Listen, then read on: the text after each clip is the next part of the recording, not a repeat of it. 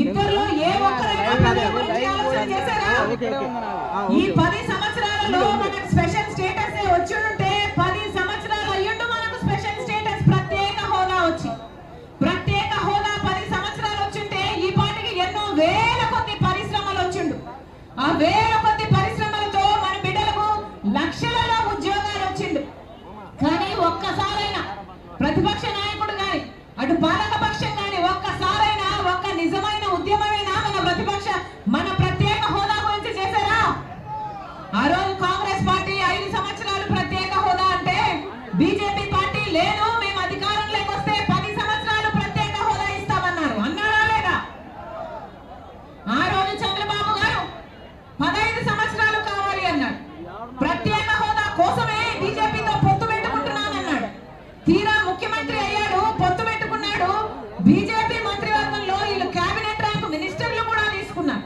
కానీ ప్రత్యేక హోదా ఏమైంది అంటే మళ్ళీ ఒక్కసారి కూడా ప్రత్యేక హోదా గురించి మాట్లాడకపోగా ప్రత్యేక హోదా గురించి మాట్లాడిన వాళ్ళ మీద కేసులు పెట్టారు, జైలు పెట్టారు. ఆ రోజు ప్రతిపక్ష నాయకుడు జగనన్న గారు ప్రతిపక్ష నాయకుడిగా ఆ రోజు జగనన్న గారు నిరాహార దీక్షలు చేశారు. ఎంతగానో కొట్లాడాడు ప్రత్యేక హోదా ఏమైంది అని. ఆ రోజు జగనన్న గారు ప్రతిపక్ష నాయకుడిగా రండి మూకుమ్మడి రాజీనామాలు చేస్తాము అన్నాడు. మూకుమ్మడి రాజీనామాలు ఎంపీలందరూ రాజీనామాలు చేస్తే మనకు ప్రత్యేక హోదా ఎందుకు రాదో చూద్దాము అన్నాడు. తీరా ఎన్నికలు వచ్చాయి. జగనన్న గారు ముఖ్యమంత్రి అయ్యారు. జగనన్న గారు ముఖ్యమంత్రి అయినాక మళ్ళా ఒక్కసారైనా ప్రత్యేక హోదా గురించి ఒక్క నిజమైన ఉద్యమమైనా చేశాడా? ఎందుకని స్వలాభం కోసము ప్రజలను మొత్తము తాకట్టు పెట్టారు.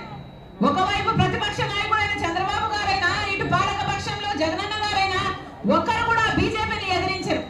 ఈరోజు ఇద్దరు బీజేపీకి వంగి సలాములు చేస్తున్నారు.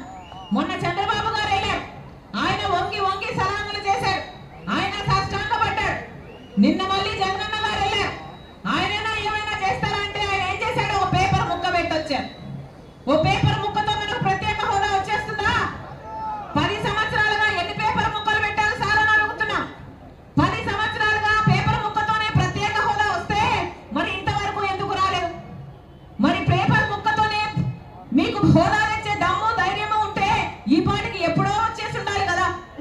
మరని కాదు అని తెలిసినప్పుడు ఈ రోజుకైనా కూడా ఒక్క ధర్నా అయినా చేస్తున్నారా?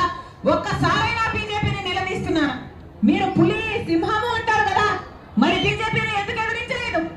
ఏది తిప్పండి బీజేపీ మీద పంచా, ఏది ఎదిరించండి బీజేపీని. ఒక్కసారైనా ప్రత్యేక హోదా గురించి మాట్లాడలేదు.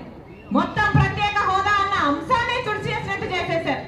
పోనీ ప్రత్యేక హోదా రాలేదు, పోనీ పోలవరం ప్రాజెక్ట్ అయినా వస్తే 20 లక్షల ఎకరాలకు నీళ్లు వచ్చేది. పోనీ అదైనా వచ్చిందా అంటే అది రాలేదు. పోనీ రాజధాని వచ్చిందా అంటే అది రాలేదు. చంద్రబాబు గారేమో రాజధాని విజయవాడ అంటారు, అమరావతి అంటారు, సింగపూర్ ను చూపిస్తారు, 3D గ్రాఫిక్స్